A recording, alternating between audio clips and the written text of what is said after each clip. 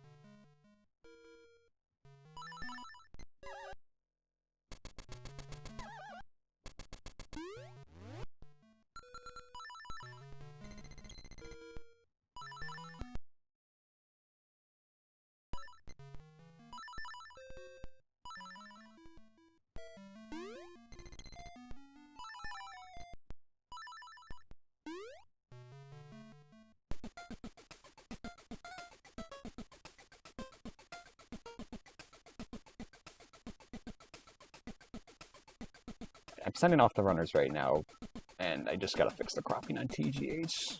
It should be good now, once I get this going.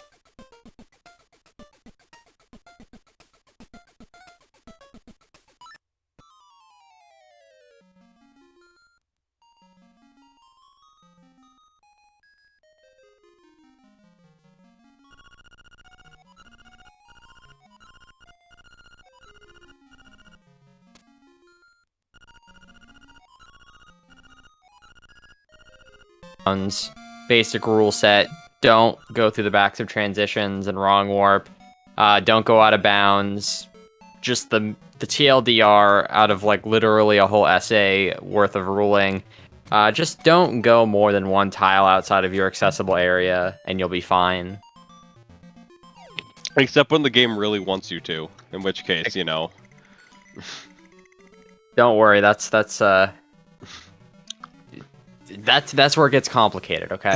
This game is unreasonably complicated, but it's because it's so broken that we have to come up with probably the most arbitrary of arbitrary rules, and neither of them getting fast. Okay, no, TGH. I didn't think he was quite close enough. That's the left side strat. You have to do the damage boost to get the before the I just didn't think. I thought he had already moved the 1 pixel. It didn't look like he was there.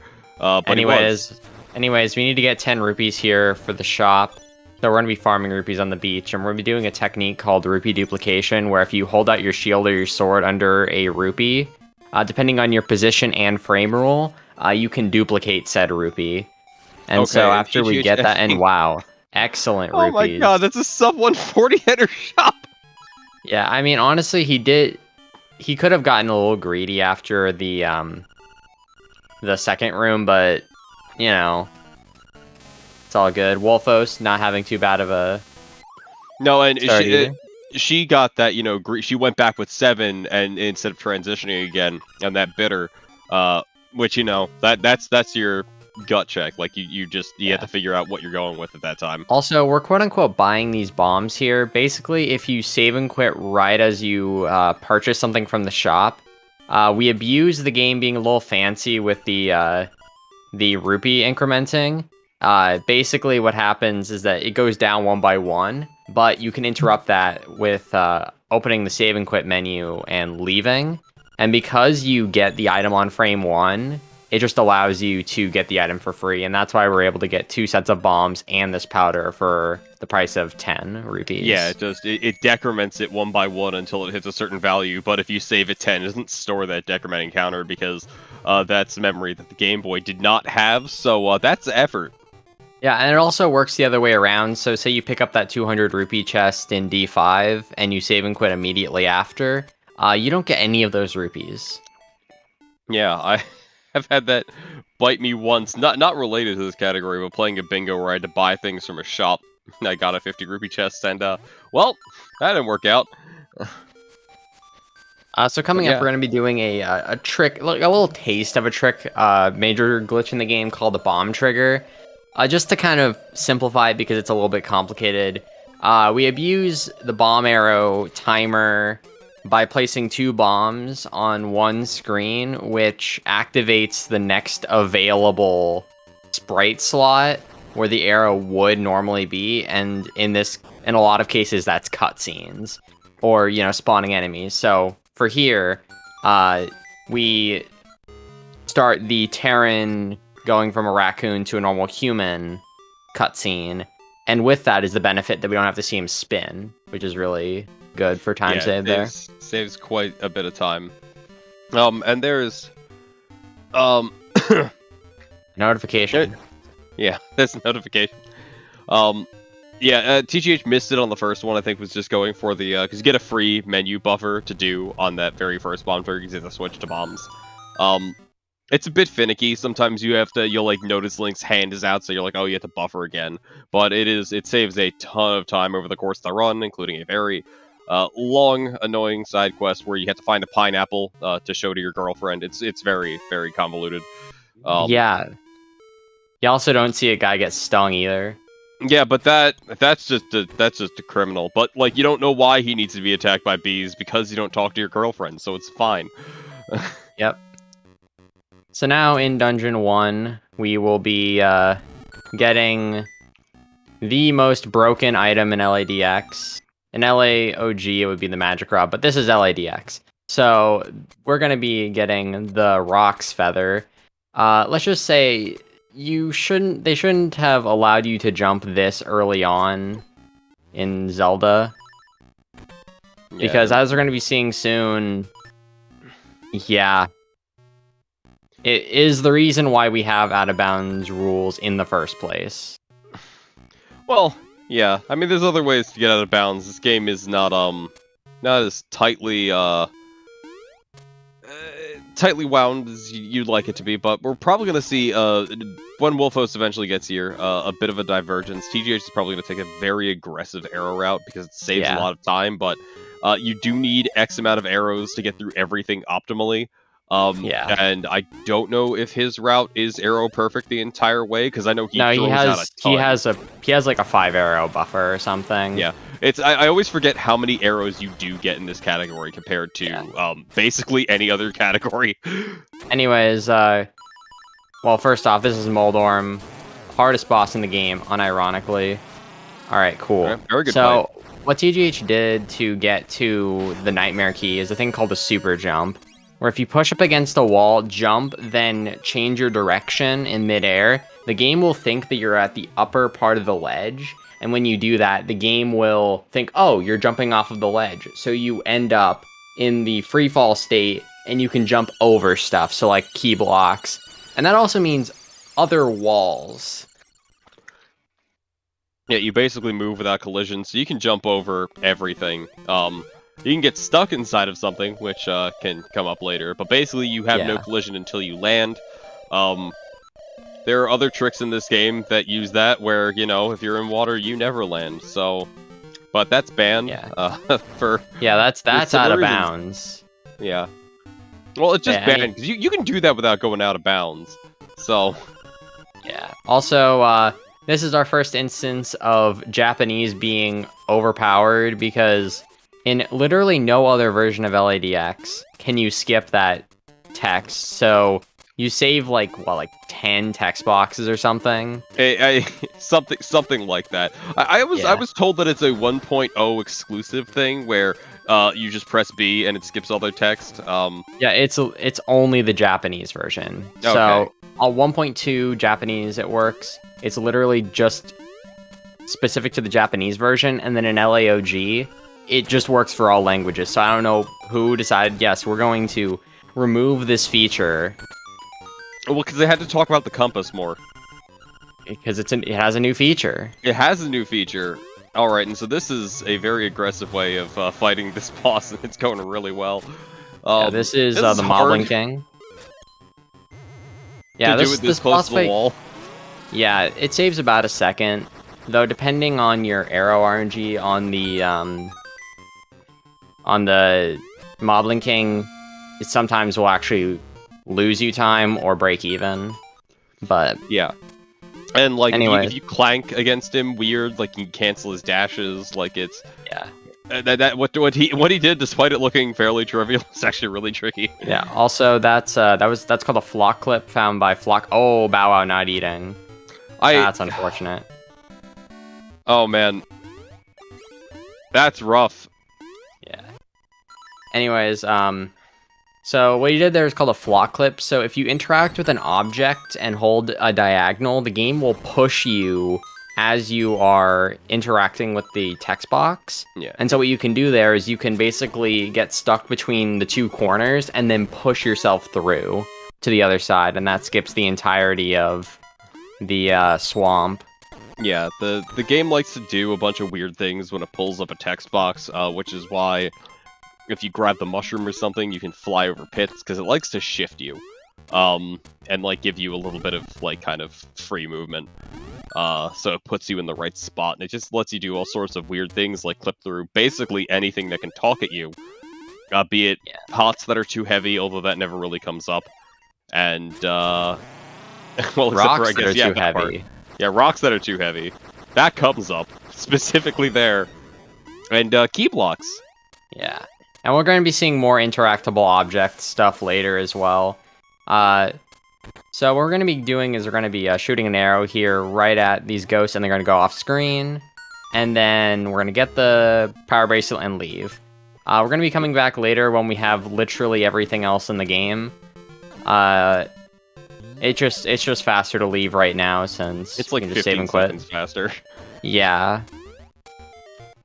And as you see on Wolfo's side, as she fights the Moblin King, this is your more standard fight, where, oh good, the 3 and 3, and then, yeah, like, I bet what TGH did was a second faster and can lose so much more time. Yeah, that's 3 and 3 is pretty standard. It's about average. Yeah. I've been informed that he can shoot up to 5. I've never seen 5. I thought it was 4. Yeah, he can shoot 5. Yep. And then sometimes he can shoot 2 twice, which is optimal. Yeah, I've seen that once in my life. It's very rare. Yeah. Also, this is Villa Skip, so if you pause on the same frame that you fall into a pit, which is 1 in every 4 frames, so it's a 1 in 4, not very lucky here. You'll hear Link scream. Yeah, this is also frame rule dependent, so it's kind of 50-50 even on those frames, whether or not you get it. Because there are subframes and all sorts of other magical gobbledygook. So, when you do pause on the same frame that you fall, Link will get pushed to the bottom. So Link will fall, but he'll get pushed to the bottom of that tile. And the bottom of that tile just so happens to correspond with the top of the menu tile. So we can stand on that. And that's not out of bounds, because if you aren't allowed to stand on the bottom menu, then you can't transition down. Yeah. But yeah, we abuse that to then just fall straight into the villa, which you fall onto an accessible tile, so you're good. And then you can just use your little noodle arms there to put the key in. Which, in all seriousness, if you hold out your sword, as long as you're facing forward when interacting with a lock, the game will just think that you're opening it from the front. Yeah, it's pretty silly, as long as you touch it and you're facing the right direction. Mm-hmm. And Wolfo's going for the, I think it's slower, but it's a lot neater, because you actually see the ghosts do it. If you stand in that corner and slash those ghosts with your sword, they just run off to the other side, because, like, oh, the fastest way is to go this way. The game checks if the ghosts are still on the screen. They're not, and so, yeah. And so yeah, it's a whole wrapping thing. Yeah. So yeah, we get a piece of power because there are like a billion enemies in D3, so we can just get a bunch of kills and then get this item, which will multiply our movement by 1.25 times and double our attack alongside increasing our knockback, and that's going to be useful for later. Also, he's going for the French press. Yeah, big French and press he gets here. it. Very nice. Very excellent. Saves a bunch of time with menus and all that other stuff. It's a very it's like hard 4 trick. seconds, which is really nice. Like It's 3 to 4 seconds. It's a really hard trick because it's a shield bonk. And yeah, this is a Dodongo skip. Yeah, you can when you're super jumping and you're flying through the air and ignoring collision, you can still clank off of things. It's a very important thing to remember. And yeah, you can just use that to throw yourself over those blocks and save having to grab a key, which I don't know how much time that saves overall. It's plenty. Quite a bit, considering that you have to defeat the Dodongos otherwise, and you have to get the key in the Well, no, the I room just to the mean right. you would just have to grab a key somewhere else. Yeah, it'd just be faster to kill the Dodongos Yeah, probably to get the warp. And then the boots, I guess. Yeah. Also, that was Slime Eye, better name in German, Gigazol. That's the big reason why we want Piece of Power, because we can kill the boss way faster. Instead of having to, I think, 6-shot it, we can 2-shot it. So yeah, that's you really can nice. after you split it, you can land a double spin slash and then charge a spin slash as it lands. You lose time on the windup. That's something you only do for rando though. So yeah, if you have boots and you have red tunic or Piece of Power, that's just preferable to have. yeah, it's basically no, because you need boots to split them anyway. So it's just whether or not you have Piece of Power at the time, and yeah, it's always easy to enter that boss under normal circumstances with Piece of Power. So now we're headed through our long overworld journey to Dungeon 4. Well, we're headed to get the Dungeon 4 key. Yeah. But we're not going to go on a date. We're not going to get a pineapple. We're not going to watch a guy get attacked. I mean, we're going to get bees. a walrus very excited, though. Yeah. By bombs, explosives. So we're going to be doing another bomb trigger here. This is a horizontal bomb trigger, so it's going to have a vertical component. And nice, you didn't get subpixeled there. So if you do a horizontal bomb trigger, you have to face down. That means that you have to move diagonally, or you have to pre-place a bomb. And that makes it so... oh no, Wolfo's soft locked. Oh no. But yeah, so for what TGH did there specifically is he did the diagonal movement. That means that there's a chance that he gets a thing called subpixeled, where the bomb trigger doesn't happen. Luckily, he got lucky, and he was able to get the bomb trigger on the walrus, and he died. Well, yeah. That gives Wolfos time to catch up. I'm kidding, of course. That's actually intentional, because if you have to leave the screen with Bow Wow, because the game wants your partner to leave you, but because we don't have Marin, Bow Wow just kind of sticks with us, and so if you stay on the screen, you're soft locked. Yeah, the way it works is it checks that all of your companions, like Link is the only person on the screen before it gives you your movement back. And Bow Wow's still on the screen. Bow Wow doesn't leave, very unfortunately, so... Yeah, we have to leave, but because we don't... our partner doesn't leave us, we don't get our... the cutscene state still exists, so we can't use our buttons, so we have to die. And so we have to die and then come back. And now entering the Armos maze... Yeah. Basically, Bow Wow, this is where Bow Wow can sort of make or break runs depending on how many arrows you have. Luckily, TGH has the minimum amount of arrows, so he's good for the rest of the run, pretty much. Any extra arrows is just kind of gravy at this point.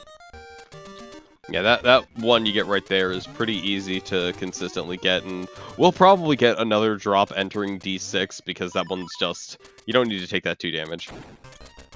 Yeah. Well, so this is Armos Knight. Nice, Yeah. He's doing the fast strat, where you get the boots in place after doing 3 dashes, and that will do the remaining hits. It's honestly probably the easiest version of boot strats, if I'll be honest. Which is a shame, because the other stuff that I had to learn when we didn't have that strategy is way harder, but way swagger. So I only say it's a shame because of how cool bootstrats just look when they were done the old ways. Well, I mean, most people still do it the old way. Oh from yeah, the yeah, bottom. yeah. But that now we have optimal bootstrats that are slower, and it's just sad. At least it's better than arrow strats any day of the week, which is the most boring. Arrow But we don't have strats are the arrow boring. strat in this category. Also, Wolfos finishing up Dungeon 3. Also coming up, Tej will be giving us a taste of a trick we'll be using a lot more later called a Jesus Jump, where if you pause on the frame before Link drowns, the game does a similar thing with pits, where it will essentially force Link down, but it'll also think that Link's grounded for that one frame, and so you can buffer a jump out of the menu, and the game will allow you to jump, and you can basically jump off the water. There. Don't worry about it. We shot a bomb into a wall, which changed the spawn place of the D6 entry cutscene, and Babo ate that, so we don't have to watch it. Yeah, but yeah, cutscenes one are thing to note about entities. Jesus jumps, very specifically, when you do it, you do get pushed down, and you can do that indefinitely until you're out of the water. That can force you out of bounds. That's mildly important for how we're going to have to leave Dungeon 6. Because, as we got here without flippers, and now we have to leave without flippers, which is, a lot of people hate that part of this category. Yeah, it's probably one of the hardest sequences in the run to get consistent, because these Jesus jumps are frame perfect, and if you do an extra buffer, you lose just about 2 seconds each time, so Yeah. it's going to be really rough. It'll be really rough if you get, say, a 4 buffer. Yeah, I feel like it's the only part that's annoying is because the select buffer, there are many different types of buffers. You have, your start buffer, your select buffer, which is map, which is 4 frames, start is 1, and your save and quit, which is the question. Well, it's 1, but your inputs come out later. Yeah, it's that one's weird. But the hardest one to see the difference in is 4 and 5, which sucks because if you could always see that it was 5, then that's basically the same as you need 1 extra buffer. Yeah, That's great. Honestly, you're just much better off just using the start menu to buffer. Also, this is another instance of using interactable objects. That's called the shack jump, where if you hold diagonal up against an interactable object while up against the wall, then jump and then hold the opposite direction from the wall, the game will give you basically an unclipped version of a super jump, and that allows us to get over these key blocks. And Yeah, such. you're touching it, and it kind of sets your subpixels in a certain way that is very convenient for super jumping, which under normal circumstances, basically you're only ever going to get that off of those blocks, or in some locations off of exiting staircases, you'll be set for it to jump like left or something like that. Although we don't use any of those in those categories, in this category in particular. Yeah, you no, could also TGH. do it in midair if you want. Also, TG got, I think that was 5th try horse heads? 4th or 5th try? TGH hates horse heads. Yeah, Everyone it's a hates known- horse heads. Everyone hates it. Crevone likes Anyways, it. this That's why boss he's has a Warcraft. hitbox that remains before the boss fight starts, so we can get an easy 3 hits in, and that makes this fight a 2 cycle rather than the traditional 5 cycle. I like to pretend that it's still a 3 cycle because he still opens his eyes 3 times. I want to give him a little bit more credit. I'm not. He just forgets to attack you for the first 10 seconds of the fight. Also, Wolfos making her way over to the Armos maze. She's on 2 hearts. That's not the... No, wait. Is she going to Armos? Yeah, yeah. Yeah. I think she may have fallen on... Or she didn't save and quit.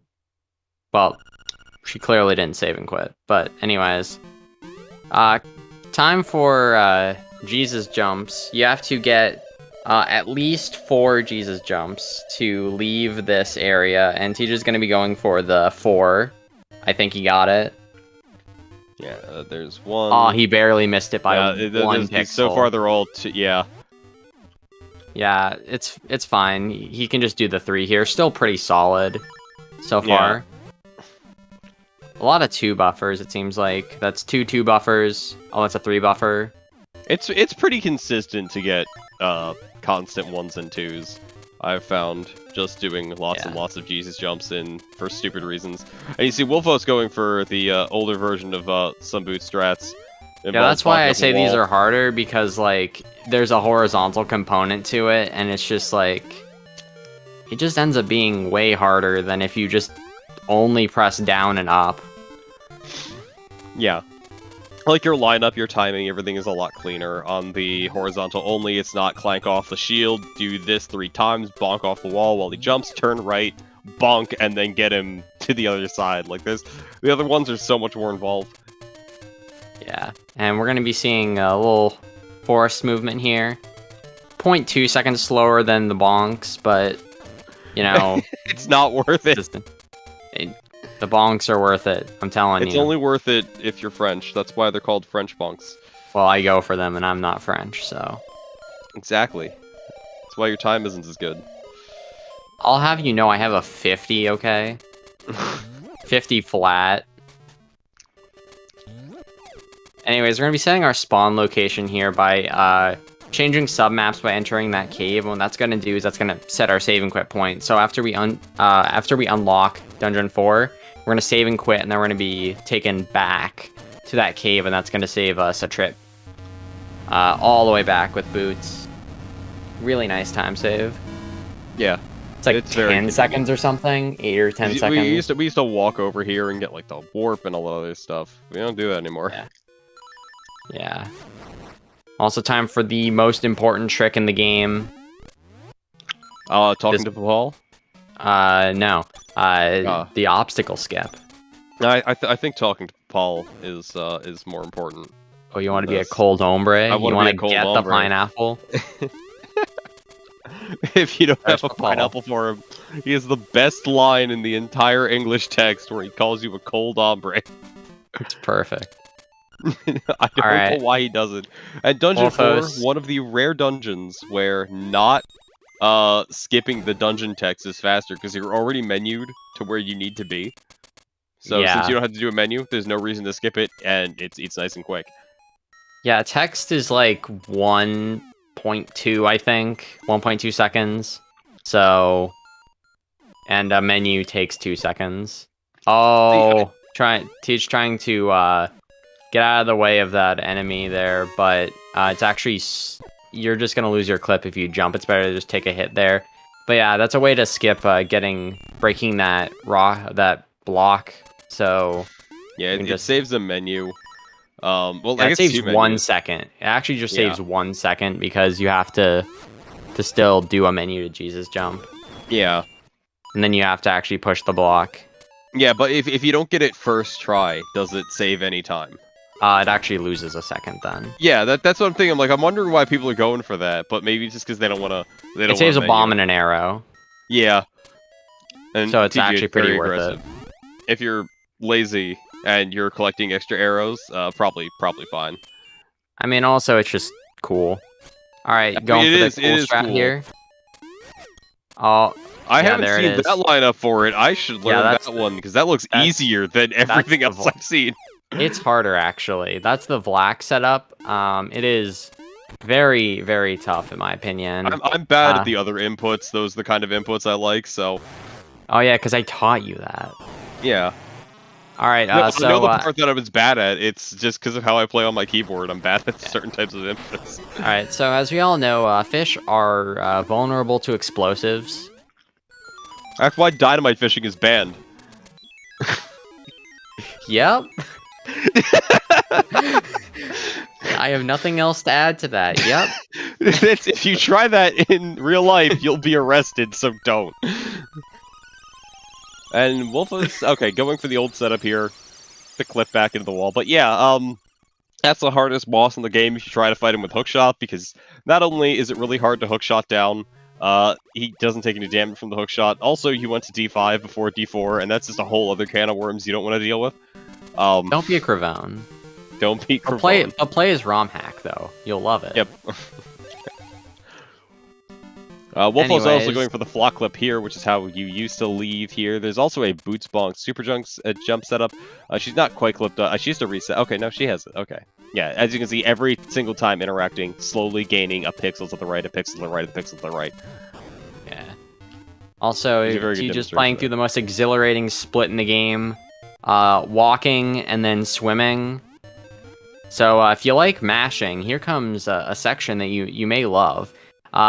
If you're under a ceiling, underwater, and you have feather equipped, if you mash feather, the faster you mash, the faster you go. So if you mash really fast, you can save a good bit of time. And I actually have like I made a spreadsheet comparing a bunch of people's mashing, and like the slower, you can definitely tell that some people lose like a second to slower mashing. Okay, I haven't paid attention to how many horse heads Wolfos has gotten, but so far a lot. It's not. That's not world record, but not even close. No, I've never seen anybody get anywhere near Cravone's record. Actually, Dragon has 34. Oh, Dragon tied it? Yeah, Dragon got 34 during a rando in D7. That's not the same. No, that counts. It's horse heads. This is before they had increased the odds. Also, so we're gonna overkill Master Stalfos here. So while bomb arrows are intended, overkilling enemies isn't, and so because the room item, the general room item drop is a key, we get a key from Master Stalfos, because Master Stalfos is normally supposed to drop an item, and you can do this. Master Stalfos is coded to drop a key, and specifically one room in Dungeon 5 transforms keys into another item. It's basically just the room item, and if you bring a key or something over the room, it turns into the room item. Okay. Yeah, that'll be relevant later. In a different category, mostly, but it'll still be relevant for how Master Stalfos manages to drop a hookshot. So, we're just gonna be killing Master Stalfos here. Well, more like just bullying him until he moves to the spot we want him to. Yeah, there's some nice setups where you can throw bombs and then put down the right bombs. And we are approaching dumb jump number 1, named because it's the first dumb jump of the one that we still do. It's not too bad after enough practice. Oh, it's not. Oh, TGH going for his setup, which I think is nearly frame perfect on the jump. It's a really, really tight jump. No, it's actually pretty lenient, actually. You have, like... No, I'm talking about with his turn and, like, how he does it. Yeah, it's still pretty lenient. It's just as long as you jump within 3 pixels of the ledge, you have a chance of making it. Wolfos doing her Jesus jumps. You say 3 Wolfos. pixels is lenient, but I know some people would disagree with that statement. Yeah, you don't want to go too far down or you'll be DQ'd instantly. Well, you won't be DQ'd for specifically you'll lose 10 jumps. seconds, but... 10 seconds, a 10-second penalty. You know, just looking at the state of the race right now, I wouldn't be terribly too worried about a 10-second penalty. Fair enough. So yeah, now we have the hook shot. Unfortunately, we can't just save and quit immediately after getting the hook shot. We actually have to go through the text first, because the item actually has to enter our inventory first, and it does that after the text, so we can't skip the text, unfortunately. So now we're gonna abuse the hook shot to basically, game gets confused with how many hookshotable objects you're in and when you're clipped in, so it just starts forcing you through. And if you, and the amount you get pushed in is based on frame rules, so you just want to mash it as fast as you can, and it will allow you to, just force you through. Yeah, it's, you just kind of start hookshotting everything, and here's the worst boss in the game. As Xander calls it, Wall Man. Apparently. Yeah, his name is, Slimeal. He likes to tell you that everything you're doing is wrong, and that you're gonna genocide an entire island of things that they made up. That was a really, really fast fight. Yeah, that's actually an optimal fight, I'm pretty sure. Yeah, you want to have that was nuts. Yeah, because you actually preferably want to have you want to not hookshot him very far, so you want to have typically a low spawn and then a high spawn. So yeah, now we have finished Dungeon 5 while Wolfos is unlocking the 4th dungeon. So, coming up for TGH is one of the hardest tricks in the game. I wouldn't call it the hardest, but it's definitely one of the hardest in I would say the way this he's gonna do it specifically. is the hardest, because he does it bufferless, but... Fair enough. But yeah, bufferless this Rooster Skip is very hard. This is... Coming up is a Rooster Skip, so you may have noticed that we have not picked up the Ocarina, we don't have 300 rupees, so we can't get the Frog Song, ergo we can't get the Rooster. Well, we actually have a way around this thanks to Tampa back in the golden year of 2006. I don't think that was a golden year, but in 2006, Tampa had discovered a thing called hookshot jumping, and when you shoot at the hookshot over a pit and it comes back to you, there's a single frame where the game will consider Link grounded, and that is when the hookshot has fully retracted.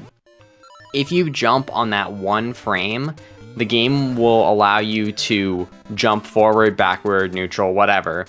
And if we do that twice, we can get over the pit. Or if you do it the way Black does it 3 times, but it's still faster because of how he does it. Yeah, because you can also do it right up against the wall, and that's, yeah.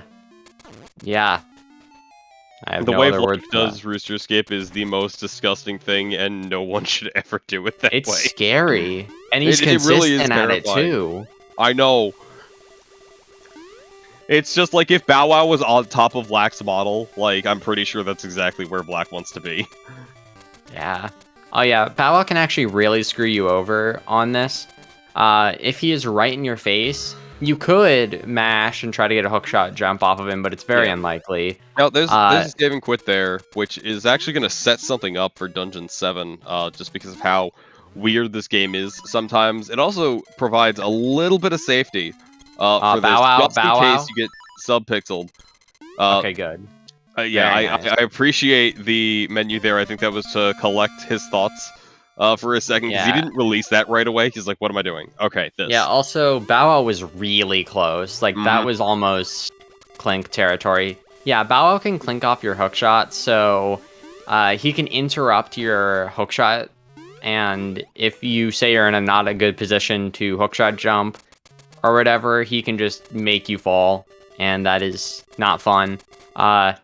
See here my race on Thursday. My race against Pink Batman, where I got that happen twice in a row. It's not fun. Anyways, Wolfos killing her fish with explosives because bomb arrows are OP. And a little bit of optimal menuing there. It saves, what is it, a half a second, 1 second to menu like that for TGH. I know Yeah, you it's did just a more lot. convenient. Also, Bow Wow can eat that cutscene by doing a little manipulation there. You can We do it didn't from see the it. top side or the TGH left side. Factually unlucky. None of the cutscenes dropped hearts, which they can. Oh yeah, they can just kind of drop hearts sometimes because It's like a 50% drop rate for whatever reason. Yeah. Anyways, this is Dungeon 7. If you played this game casually, you probably remember having a lot of trouble. And that was because you had to carry a metal ball around and puzzles. Well, we can just use better demolition tools. Yeah. We can just bomb trigger all 4 pillars. However, we have to do it in a very specific way so that we clear up the sprite slots so that all of these bomb triggers work in the specific order. Yeah, there's a Zol, and then the 4 pillars are basically occupying the sprite slots in that order. It's weird. And it's very convenient, the order, as well. So yeah, if it wasn't as convenient, ball strats might still work. If it was in like a weird order. yeah, so just do a fun little super jump there, and now we are going to Goomba Surf. So if you are clipped 1 pixel into the wall and the Goomba moves my god, right, why is he so lucky? You can just do a naked super jump so basically you can do the inputs of a super jump without using an item. You can super jump onto the Goomba and then carry your no clip over to the upper ledge. And if you get it first try, it saves 10 seconds. Yeah, Fourth Goombas try have breaks even. The silly property of, you pop off of them when you touch them. And also, this is why we save and quit. Basically, right now the menu's not solid, so we can punch Evil Eagle to death because he kind of goes negative in terms of his Y positioning when he leaves the screen. Yeah, basically we just screen wrap kill, and it's fun. It's fun times. So that is Dungeon 7. We now have 2 dungeons left, because yes, we can count. If we wanna brush up on what we've done, we have 1.5 dungeons left. Let's call it that. Fair enough, because we count as 1, 2, 3, or 1, 2.1, 3, 6, 4, 5, 7, 8, 2, I think. Yeah. Very convoluted. Also, here's another opening of the save and quit menu. We did this earlier for the Jesus jumps, but essentially if you open the save and quit menu while falling, it basically allows you to move out of the menu, and so we can just skip falling into that pit, which is really convenient.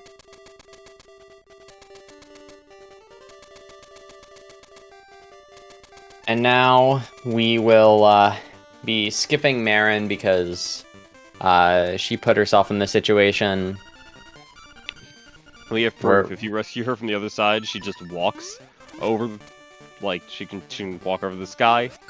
And moblins can't jump. And there are no moblins in the mountains, not up here anyway. Oh, only Tektites. Like they can't breathe the thin air at the top of the mountain. Their large pig-like bodies won't allow them. And why does Ganon have a tower on the top of Death Mountain in A Link to the Past? Because he's dead. That's why it's called Death Mountain. Fair enough. Fun little thing here, if you hold diagonal off of that ledge, you can actually make it so you can just drop a bomb the first frame that you entered the screen, and then it'll immediately be on that rock. And then you literally can't bonk on that wall if you go fast. So a neat little time save there. Yeah, and there's Flame Skip. If you clip into that wall and just kind of hold the right things at the right time, yeah. And then, of course, waking up the giant turtle head by dropping some bombs. He doesn't like that very much. And then Nintendo didn't give his head a hitbox until he comes all the way out. So, no, actually, his head literally does not have a solid hitbox, even during the fight. It just has a damage hitbox, but the damage doesn't come until his neck spawns. Right. Yeah, but you don't get thrown around or whatever. Yeah, I was thinking hitbox, hurtbox, whatever, same thing. But yeah.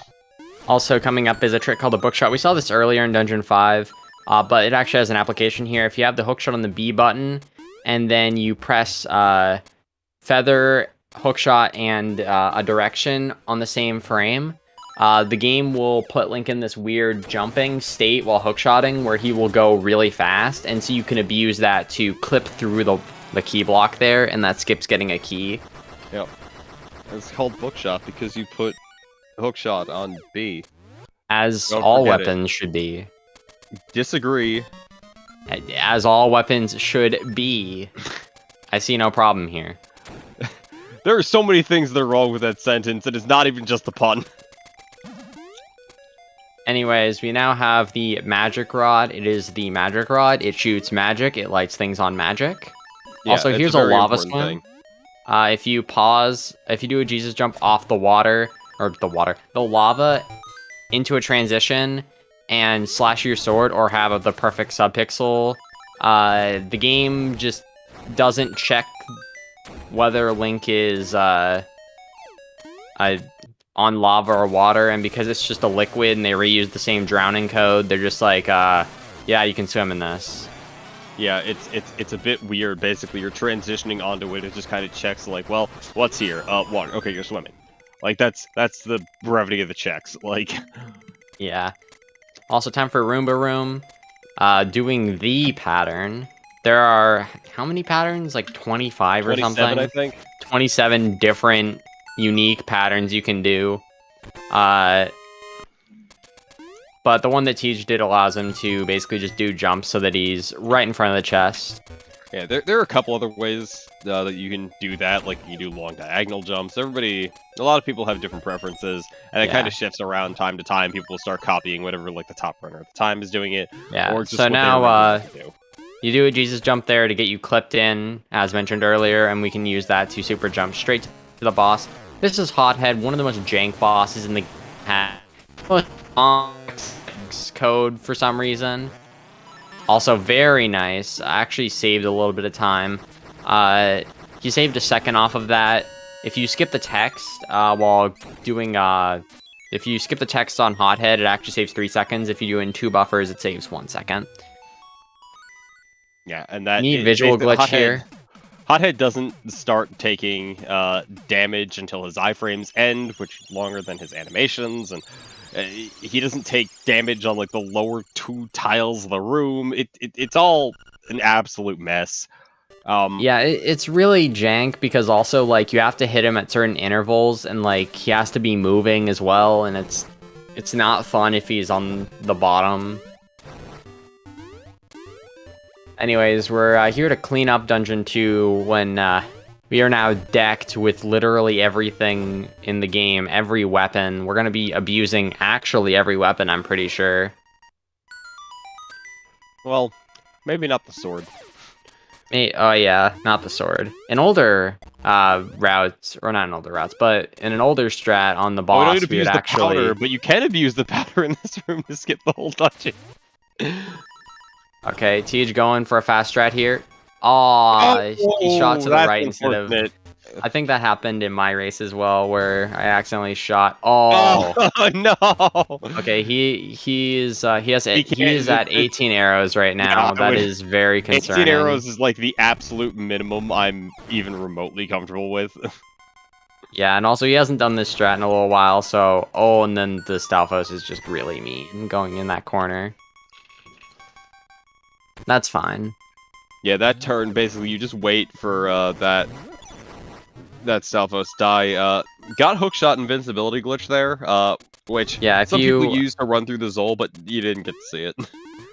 Yeah, basically if you use the hookshot up against a an object you can hookshot, the game will put you in the invincible hookshot state until you use the hookshot again. Also, Tej going mad, grabbing the wall there. So we're actually gonna be bored on this boss. Yeah. So normally you'd have to 3-cycle this, but if you throw the pot while you're clipped into a wall, game gets really confused and just breaks the pot immediately. And then if you shoot fire into that corner, the genie runs into it and then just dies. Yeah, it just takes 1 billion damage from it. The fight's over. There's like other cool quick kill setups you could do with bomb arrows, but they're slower than just one-shotting him. Yeah. Oh, and Wolfos did dumb jump number 2, actually. I just noticed. Oh, yeah. Well, what about the one in D4? It's completely gone. Yeah, I know it's completely gone, but it's the worst jump in the game. Yeah. Thank God everybody just decided to do Jesus jumps instead of trying to fight. We don't get to fight you Black for applying them because everyone thought it was too crazy before. Anyways, we don't need the ocarina. We can just use explosives to blow away this egg with music.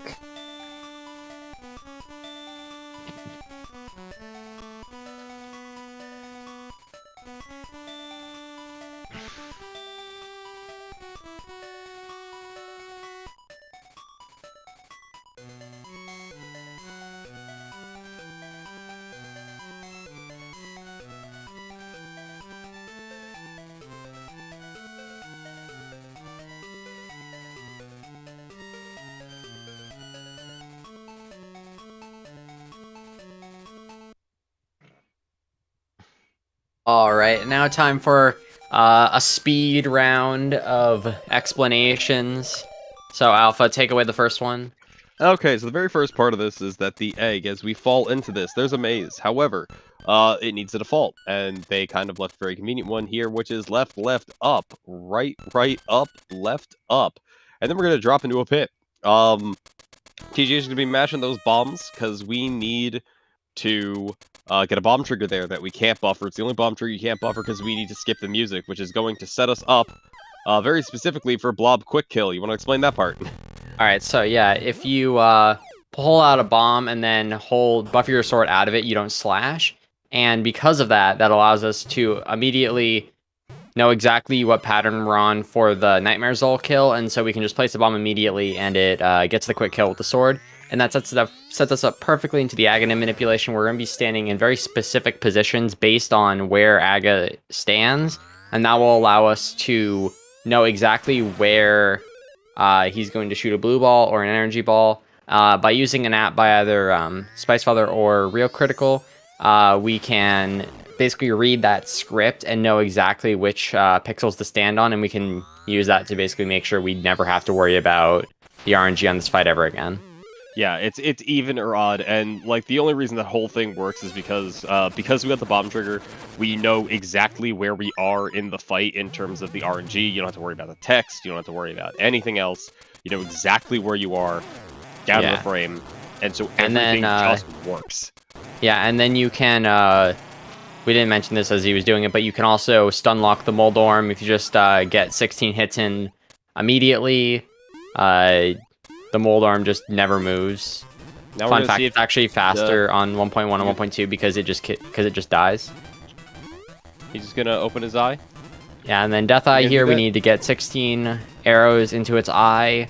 It is completely random. Unfortunately, we cannot manipulate it because the music rolls RNG in this game. That's why the manipulation works for Aghanim and the Nightmare Zol, but not Death Eye. And wow, this is some really good RNG right here. Yeah, that was very nice.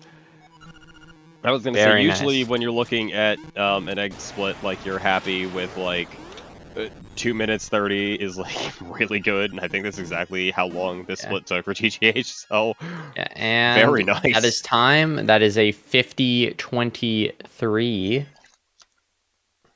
Official race time is a 50:25. But yeah, GG's to Teach. Yeah, GG. And Wolfos had just finished up Rooster Skip, and now she is making her way over to Dungeon 7. See if we can get Teach in for an interview.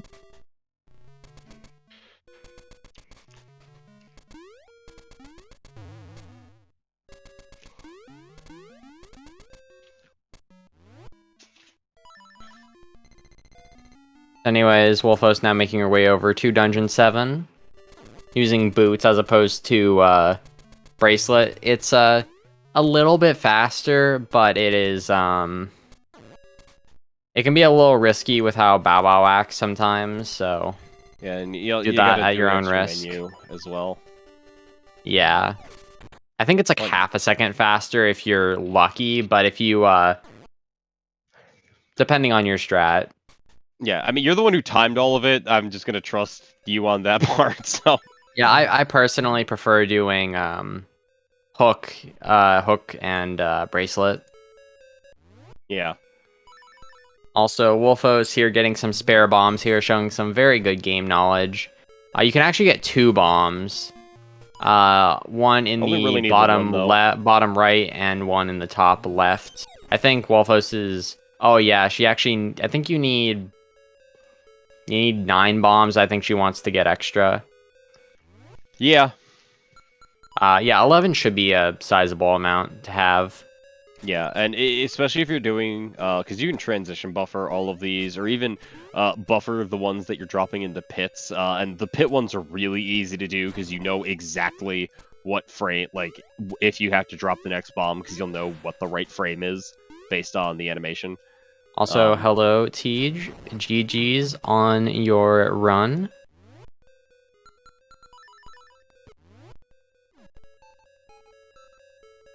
Are you muted? Yeah, we're not hearing anything.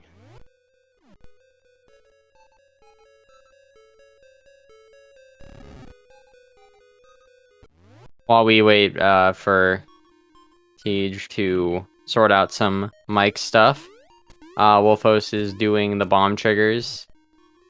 Doing a naked super jump there instead of a shack jump. Nice and safe, because if you mess up the shack jump, you fall all the way in and you lose like 30-something seconds. Yeah, it's and not fun. If you go for the bomb trigger the way that she did it, like, you have to reset up your moonwalk and all that stuff, and I think the naked super jump at that point is just, it's gonna be faster.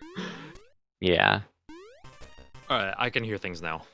Oh, okay, Also- we can hear you. Alright, sorry about that. Hello.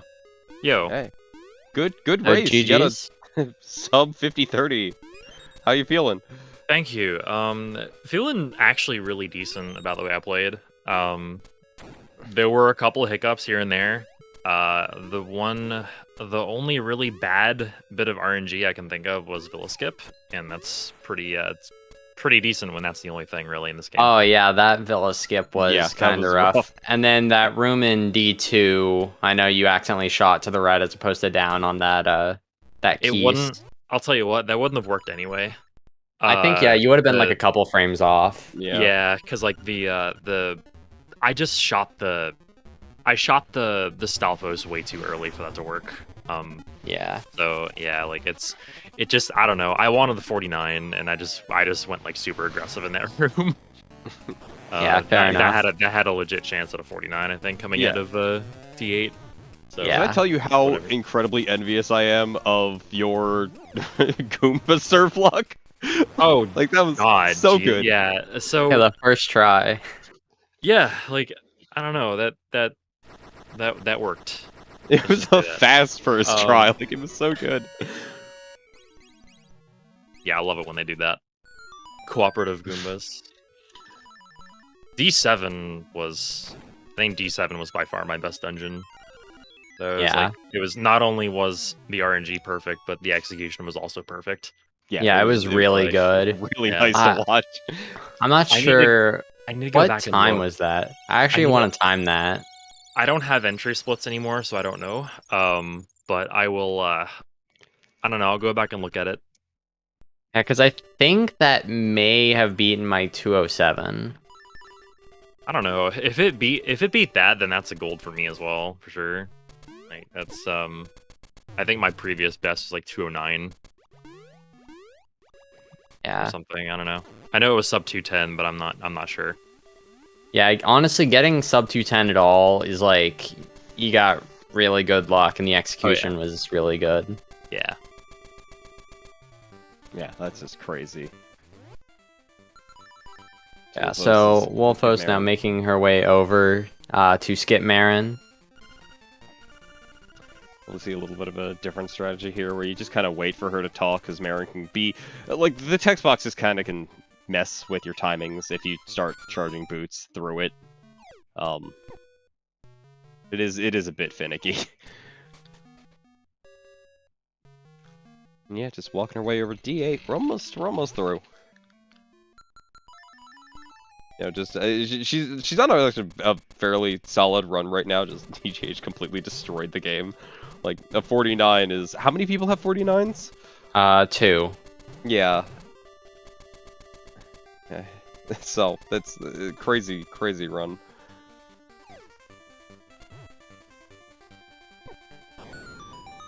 And, oh no, the like, okay, so you get... Okay, dropping the bomb, I like that. I haven't actually seen someone drop a bomb there.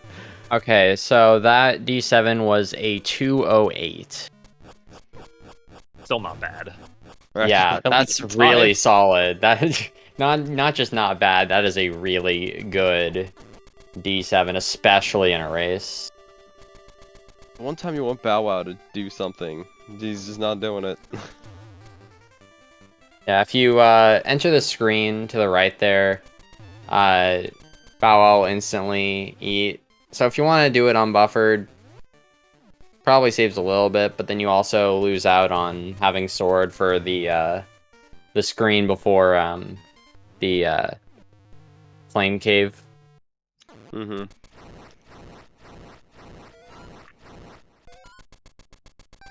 Yeah, because you don't want to end up in the like. Yeah. Which happened to Wolfos, and then she dropped a bomb, which, for whatever reason, I had literally never seen anybody do that. Like, I've seen people wait for Bow Wow to eat, which is usually faster than waiting for the bomb to explode from what I've seen, but Bow Wow just was having none of wanting to eat that like. Yeah. And, oh, we might see... Oh, no, she's gonna go for Bookshot. Here. Yeah, she's learned. Yeah, I this wasn't part. sure. Doing the very safe setup here, facing up, as one should. Oh, also is 2 pixels to the left of the key block, unfortunately. But yeah, I have no clue why, but like, facing left, right, up, Buckshot works consistently every single time. Face down, it's like inconsistent all of a sudden. It's because so the game stores the timer for. All right, so this is hard to explain, but so when you are walking down, the game will store the amount of frames that you've walked down up against like the cliff, and it won't. So say you press down against the cliff and then you let go. It will store the frames that you've pressed down against the cliff, and you will not have to hold down for that many frames to jump off the cliff. Does that make sense? So that's why it's inconsistent, because like at that point you're jumping off the cliff at a different time. Yeah, that makes sense. Yeah, that's why, just rule of thumb, don't face down on that Buckshot. Yeah, if you do face down, just make sure you jump before you attempt it. That resets your timer. Wolfo is going for the pickups here. Sorry. Yeah, just in general, it's probably best to face a different way. Just face like up, right, or left. Yeah, the setup that I do for it is I do the super jump and then I do like a back walk up against the ledge. Yeah, I always see people going for this like specific setup with the super jump, and I always think with the amount of buffers, when they do this, it would just potentially be faster to just go back around after doing Lava Swim. Oh yeah, I just do Lava Swim and then get the pickups just because I find that easier. Like, I guess if you like get like a really quick boost and you don't fall into lava while you're pushing that block, and then you're clipped in because you did a Jesus jump. But the Lava Swim is just so convenient. And yeah, the Fire left the screen for Wolfos, and Fire sucks, so having to go back. Luckily, we can burn the fire with magic. Yeah. Not fire, magic. Is it really being burned, or is it being magicked? It's being magicked. Yeah. You're casting a spell. That's Indeed. making it happens to be Fireball. It's like the magic rod in Zelda 1. Except like that shoots like beams. That shoots Wizro beams. Yeah, that rod is nerfed though, because you need a book to make things burn with that rod. Yeah. Link needs to know how to read. We don't need to know how to read in this. That's why we play on Japanese. We can't read it. It makes it faster. True, in Zelda 1, you play on US typically. Yeah, because you gotta read. It's important. You gotta read the lore. That's what we're gonna stick with. It's all about the lore. We are entering Hothead. Not gonna repeat Xander's name for this boss because Xander. I mean, at least it's better than Wall Man. No, it was Hot Boy. It's not better. Sorry, I only know Hitskoff. Oh, true. From the definitive language for this game. Yes. Yep. Yeah. Like, honestly, can we just go with the German names for these bosses? They're way cooler. Please. They're still sure. badass. Someone write them down, and the next time I cast it, I'll use only the German names. Facade also sounds cooler. It's the equivalent is Demon Face. I don't want to give Facade that kind of respect. Damon and Foxy.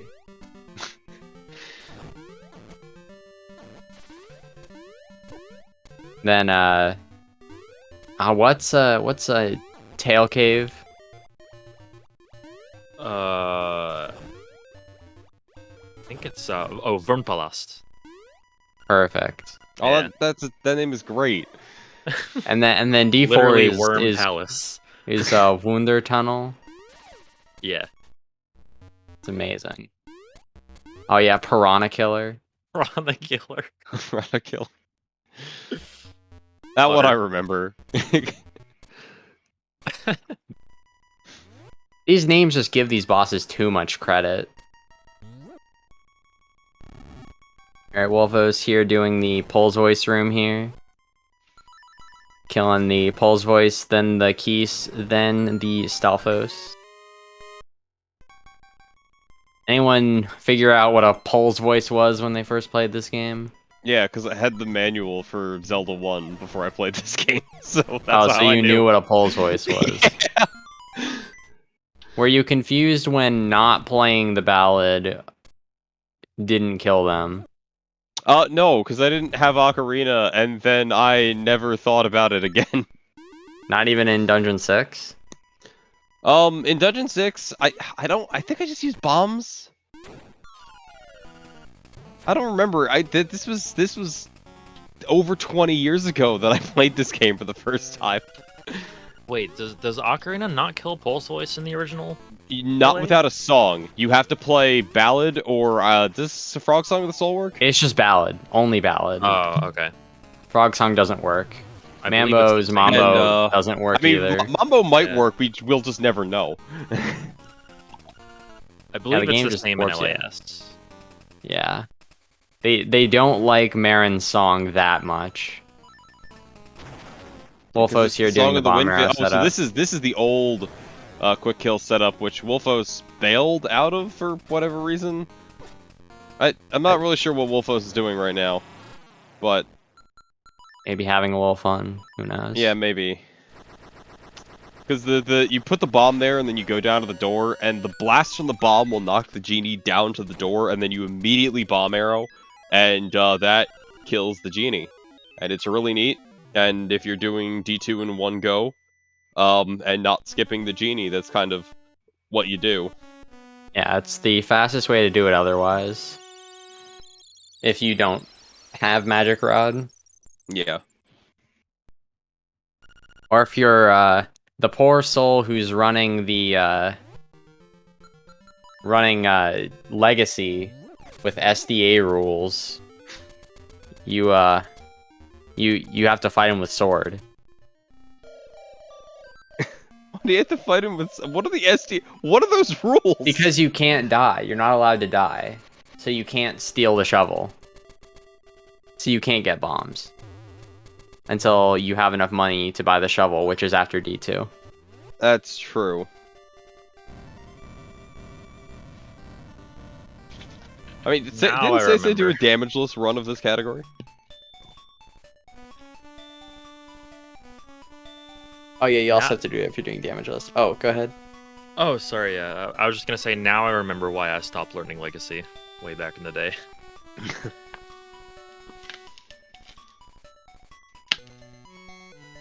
Yeah, we got Legacy and Zorlax %. Classics. Zorlax percent seems fine, although I feel like the category should just end after you jump into the Zorlax pit. Like that's when you if you done then, I think you get a lot more people to meme that category. I think also in the rules you should have a portion where you have to jump around the staircase for, I kid you not, 15 seconds. Why? I don't remember that. Zorlax just randomly did that in a world record after so Darko got the first sub hour and it was like a 59. It was like a huge deal or whatever. And then Zorlax gets like a 58 with a slower route and he just like jumps around the staircase for 15 seconds.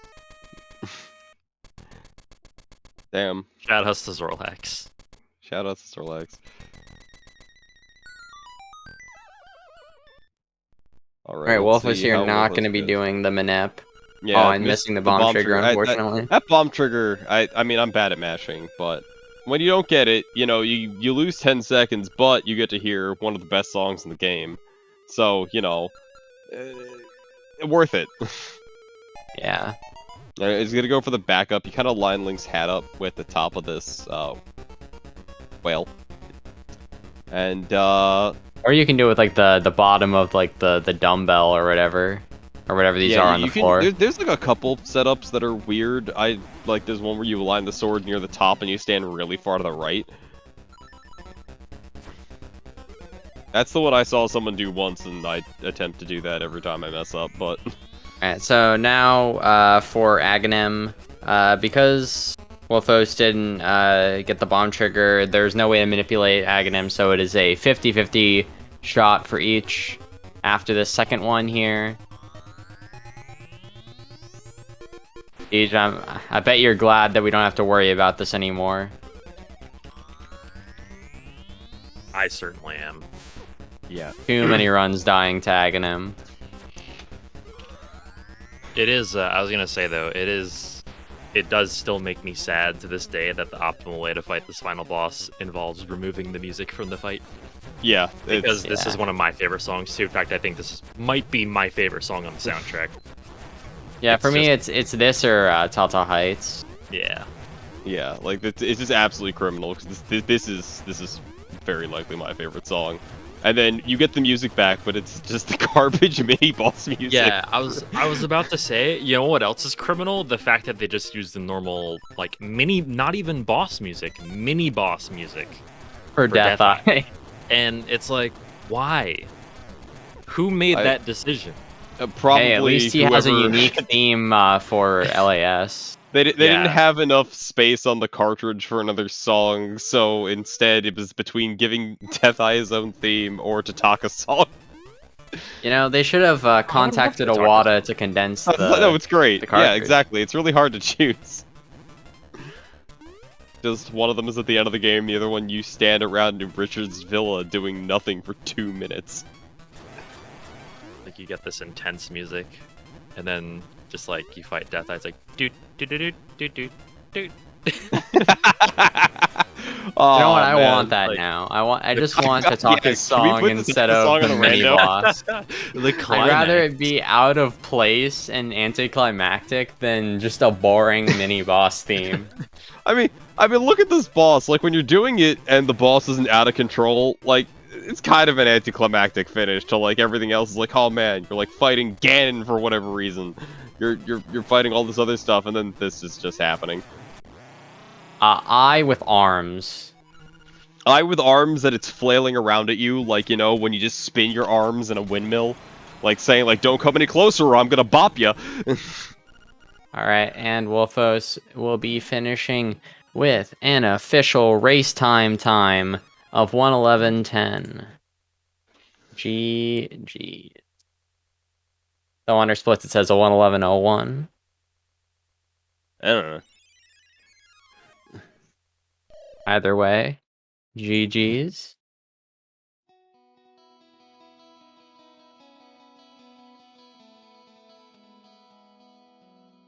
Seems like we will be getting Wolfos in for an interview.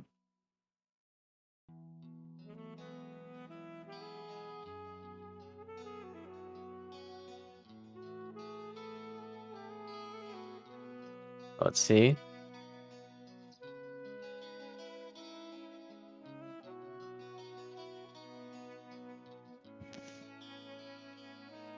Like we're just waiting here. So yeah, let's take a look at this schedule real quick. Coming up tomorrow, in terms of races, we will have Mashi versus Seisei at 11 a.m. Eastern, and Dragon C0 versus Phantom Matt at 1 p.m. Eastern. Make sure to watch that one. But watch both of them. As I'm bringing Yeah. White Wolfos in, I just put this link to the schedule in the chat. We got so much going on tomorrow. Yeah, there's so much going on, not only with the tournament, but with just other ZSR stuff. So, you know, endless content. people like speedrunning Zelda games. Wolfos, how you doing? How do you feel? Hello. Hey, Wolfos, GG. So, I definitely had no thoughts of actually beating TGH, but what the heck happened in D5? What did happen in D5? Oh boy. So, I killed Master Salphos 1, I killed Master Salphos 2, I went to Master Salphos 3, he wasn't there. I Oh, went you back did- to did you get the Master key? Salphos... Huh? Did you not get the key? No.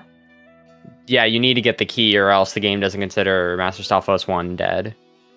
Yeah. I did not know that? Wait. So you killed Master Stalfos 1. Did you actually kill him, or did you just like? Yeah, so I you- killed him. Okay. And then I went to Master Salphos 2, and I killed that one, but Master Salphos 3 didn't show up.